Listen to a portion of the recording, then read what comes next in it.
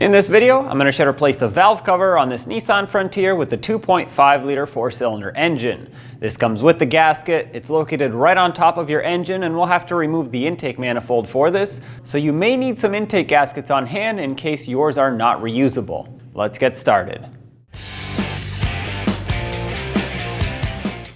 As you look under the hood, you'll see this piping that leads to the air box on the passenger side. It has these 3 clips that we need to pop open. This will make it so that we can remove the cover on the air filter. Just wiggle it out of place like that.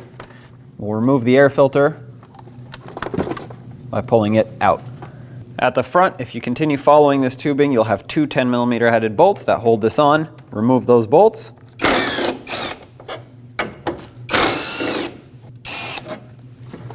There we go. Now if you continue following this ducting, where it goes to the driver's side fender, you'll see this 10mm headed bolt that we need to remove, so you'll need an extension to reach it, and a 10mm socket, of course. Now pull up on this, pop it out of its grommet, and this whole assembly can be removed. Right below where the air filter was, you're going to see this injector connector. We'll have to press on the little tab that's there, which sometimes you can help yourself out with a pocket screwdriver, so you can unlock it. There we go. You do not have to remove this retainer with the connector that goes to the injectors, because this comes off with the intake. A little bit further up on the intake tubing, we'll remove the connector for the mass airflow sensor. Press this and pull it off and remove the retainer. Moving a little bit towards the driver's side of the engine, where the intake is up top, we have this fuel line that's clipped in. Just unclip it, and we'll get some pliers and move that clamp out of the way. Then grab the hose, twist it to break it free, and pull it off. And up here, we have a clamp where you could use either a flathead or an 8mm socket. I'm going for the 8mm socket, just unthread it a little bit. Once it's loose enough to move around, we'll go to the other end of this tube, where we have the same looking clamp, same 8mm socket. Loosen that up, and now you can pull it right off. While we're in the throttle body area, let's unplug the throttle body. Press on this tab to unlock the connector and pull it off. We'll leave the wiring aside, and then we'll unbolt the 4 8mm headed bolts that hold it on. I don't want to completely remove it. It's got these 2 coolant lines that run through it, and I don't want to disconnect them and disturb the cooling system at all. So we're just going to remove it and set it to the side right here, hanging off these hoses, which is totally fine. What that will do though is it'll give us more flexibility for the intake. That way this isn't bolted onto it.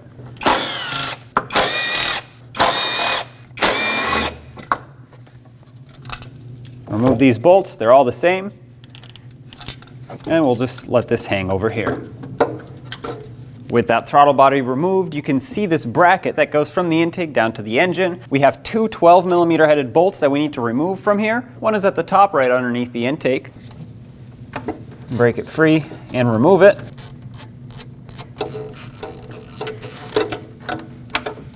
And the other one is down below where it bolts onto the engine. This lower bolt will be shorter than the top one. Keep that in mind. You don't want to put them in backwards.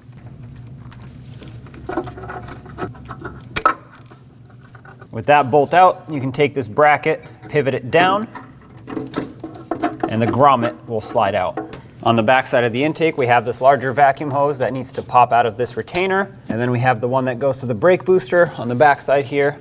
Take some pliers, pinch the clamp, pull it away, and get the hose off. At the top, we'll want to get a few things done here. Unclip the rest of the fuel line off of this retainer, and then we'll have to disconnect this wiring harness, unhook it from there, and unplug it off the purge valve, and then remove this hose from that retainer, and we'll take this clamp off and remove the hose off the purge valve. The rest of it can actually stay attached. Now we also have this PCV hose here, and you want to remove this clamp on the engine side, push it away, grab the hose, and push it off. Just like that, it can stay attached to the intake. Now what we need to do is unbolt 5 different fasteners that hold this intake onto the engine on this side, on the passenger side. There will be 2 mounting nuts, 1 on each end, then 3 bolts in the center. We'll start with the mounting nuts and work our way towards the bolts. Looking right where the connector is for the fuel injectors, behind it, you can see our first mounting nut. All of this hardware is 12 millimeter in size, so just get an extension and a ratchet, and of course the socket. We'll break them all free and remove them.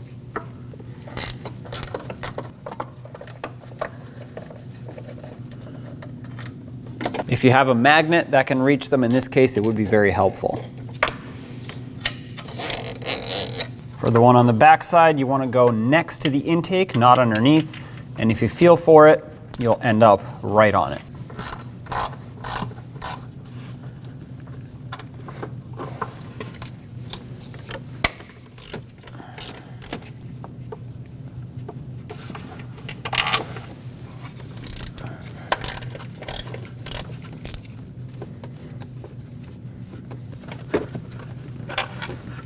As we remove this last one, you'll notice that the intake will want to drop down a little bit. That's normal.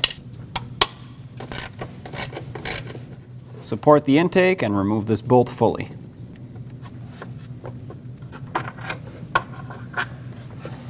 With all of that off, you can remove the intake, slide it towards you, towards the passenger side. Now flip it up. Remember, the fuel line is still connected. It is flexible, but you don't want to kink it or pull it too far. We'll take this and set it up and over on our driver's side where we have space to store it temporarily. Now we have access to everything that we need to get to. So let's unplug the ignition coil, press on the tab, and pull the connector off. Use a 10 millimeter socket and remove the bolt that holds it down. Pull the ignition coil straight up. Sometimes they get a little bit stuck from the rubber boots. And there it is. I'll do the same to the rest of the ignition coils and remove them all.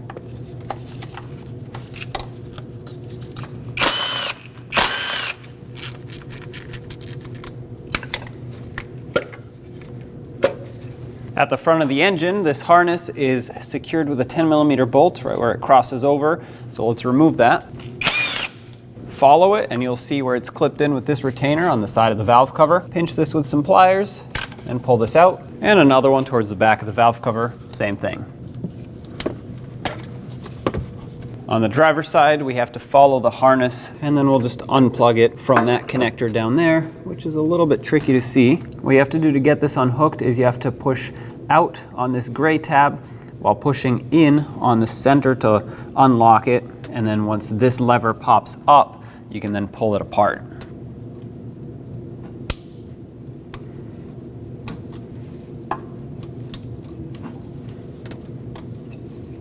There we go. We'll remove the wire from its retainer over here. And we can now flip this part of the harness up and over, and we can move this around enough to clear the valve cover. At the back of the valve cover, we have this hose that we need to disconnect. So pinch the clamp with some pliers, push it away, pull the hose off. Now we have a bunch of 10 millimeter headed bolts to remove to get the valve cover off. We'll start on the outer ones and work our way towards the center ones.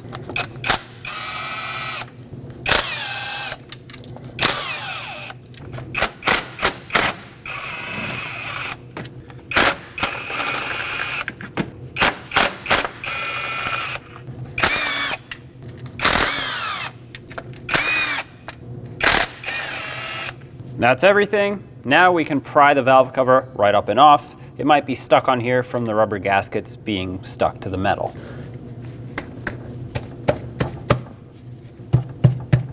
Tapping it can sometimes help. There we go. Be careful that when you remove it, no debris falls into the engine. And there's the gasket. It's time to do some cleaning so that the new valve cover gasket can seal up properly. So what you want to do is take a razor blade or a gasket scraper, clean all of this right here, get all the debris, oil, and corrosion off. Of course, scrape away from the engine. You don't want any of this to fall inside the engine. If you're worried about it, you can cover this with some paper towels. You don't want to use anything that's extremely abrasive, rough, or sharp to the point where it can gouge the surface. A gasket scraper or razor blade is sharp enough to remove all of this, but it won't gouge the surface. Right in the corners over here, there is some RTV And we will apply new RTV when the time comes to install after we're done cleaning, but you have to remove the old RTV to be able to apply new RTV. So just be careful of how you scrape this.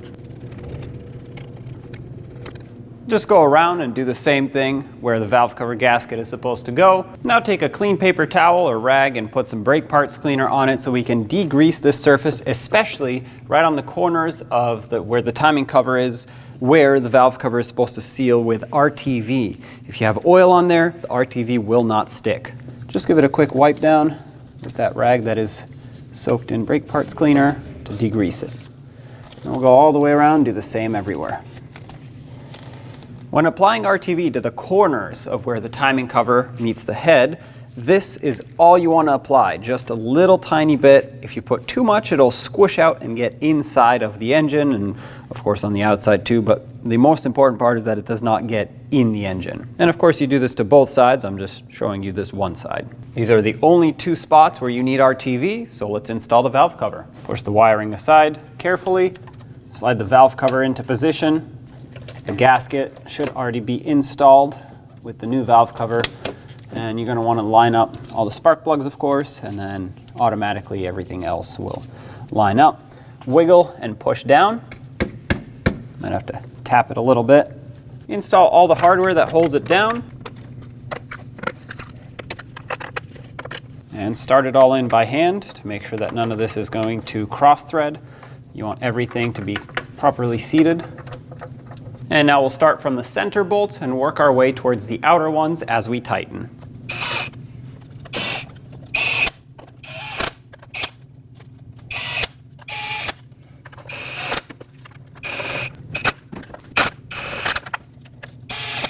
Once you have them all bottomed out evenly, torque all of these in the same sequence, starting from the inner ones, working your way towards the outers, to 73 inch-pounds. That's not a lot at all, so if you don't have a torque wrench that goes that low, just do your best to snug them a little bit with a small ratchet.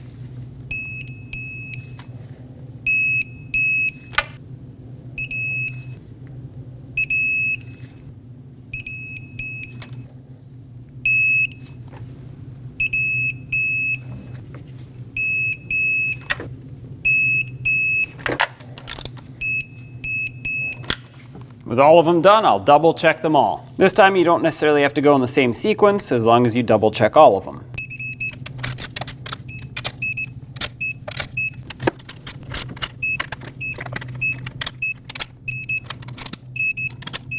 I had a couple that were a little bit looser, so it's a good thing I double checked. Now let's get this all back together. Get this part of the harness resecured. Of course, make sure all of your ignition coil connectors go up and over the valve cover. And then put the little pins, locking retainers back into their spot. Resecure it at the front.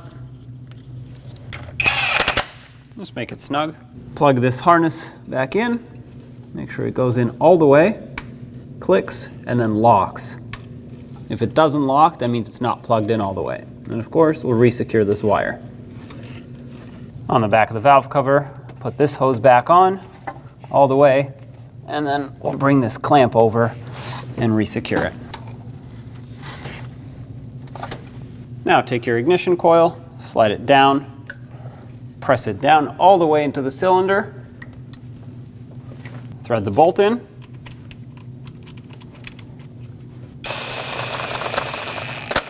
Once it's bottomed out, you can just give it about 1/8 of a turn. That should be plenty tight right there. And of course, plug it in. Make sure you hear that click on the connector. And do the same to all the other ignition coils.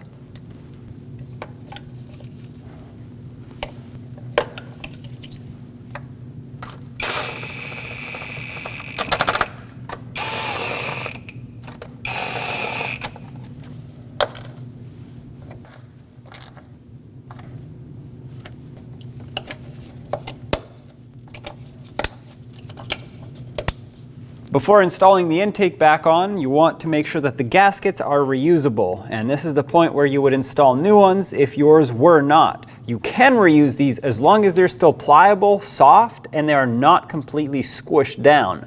Mine are in great shape. I know there's quite a bit of dirt here. This can be cleaned up, no problem. But the important part, like I said, is that these gaskets are soft, pliable, and will reseal when you put this back on. If you need to replace them, they simply just pull out and reinstall. Once again, mine are good, so I'm leaving them in. On the engine side, this surface needs to be cleaned as well. Mine is actually in great shape, not much debris, no corrosion, no oil. So I'm just going to give it a quick wipe down with a rag to ensure that there isn't anything here. Overall, if you had to clean it, you would just use a gasket scraper or a razor blade, make the surface nice and flat. You could use a sanding block if needed, but you want to make sure you don't remove material to make this uneven, then it really won't seal. Once you're ready, take your intake manifold, bring it over the studs that are on each end, and then slide it onto the engine. Make sure it can go all the way on and it's fully seated. And now start putting on the hardware. I'm gonna start everything in by hand, and then when we tighten it, we're gonna start from the middle and work our way towards the outer bolts.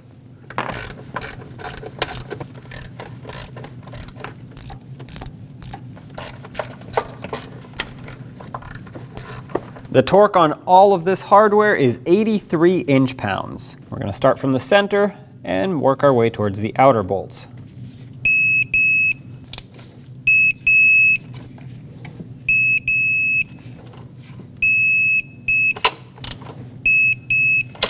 All right, they're all tight. We have a few things to reconnect in this area. First of all, make sure all of these hoses are secured as they should be. Then reinstall the vacuum hose that goes to the brake booster. In the back of the intake here, make sure you seat that in all the way and take the clamp that locks it in and lock that in. Then resecure this PCV hose over on the intake. Secure this right here and this over here. Might as well continue with our purge valve. Secure the wiring, plug it in, as well as the hose, and lock that with the clamp. This bracket on the back side of the intake, underneath where the throttle body is, has to get put back in. There's a grommet at the top that needs to slide up and into the intake, just like that, and then line it up on the bottom with the bolt hole. I'm going to start by putting in the lower bolt and get that lined up to the engine. And then before I fully tighten that one, I'll put in the upper bolt and make sure that this starts in and lines up. Once they both do, we'll tighten them down. This is bottomed out. I'll just give it an extra 1/8 of a turn, and that should be plenty tight for that. It's just holding on to that rubber bushing. And then we'll tighten up the one on the bottom. Snug this one down as well, and an extra 1/8 of a turn is plenty. Reinstall this PCV hose at the front of the valve cover. Make sure that's fully seated and get the clamp resecured.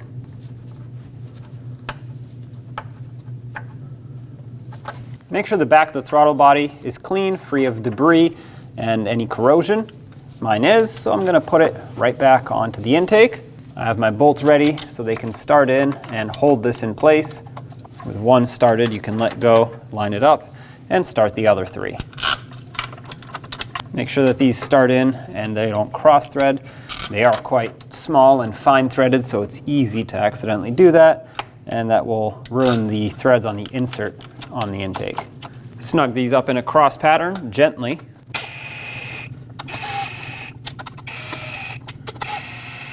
We'll torque these to 74 inch-pounds.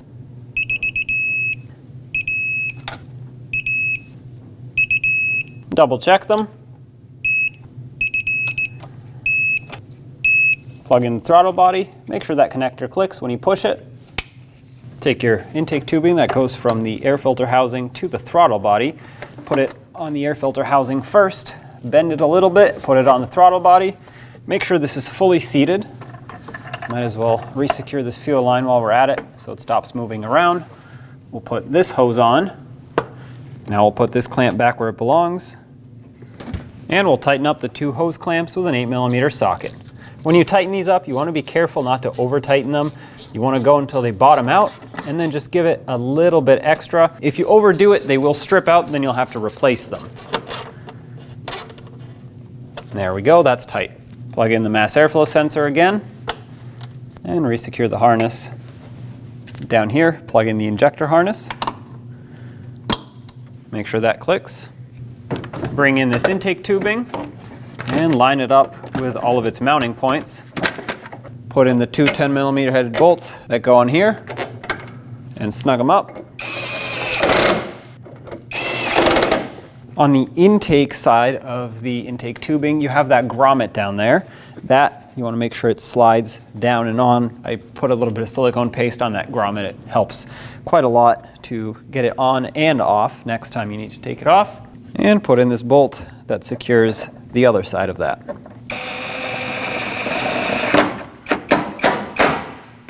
Now you want to take your air filter and slide it down with the pleats facing towards the cap that opens, or the cover, the rubber piece, towards the engine side. But you want to put it inside the cap, not over here. And make sure that when you slide it in, the ends don't fold out. Ensure that this is fully seated. Now on the bottom, you'll have 5 flat tabs that stick out that have to line up with the bottom of the rest of this box. So just wiggle this back and forth, and you'll see that it can slide in all the way. If it does not easily slide on all the way and lock, it is not lined up, so take it off and try again. And that is installed. When only the best will do, demand TRQ. The only company that lets you view before you do. TRQ is committed to offering the highest quality aftermarket auto parts that are engineered for peace of mind. Thanks for using and viewing with TRQ.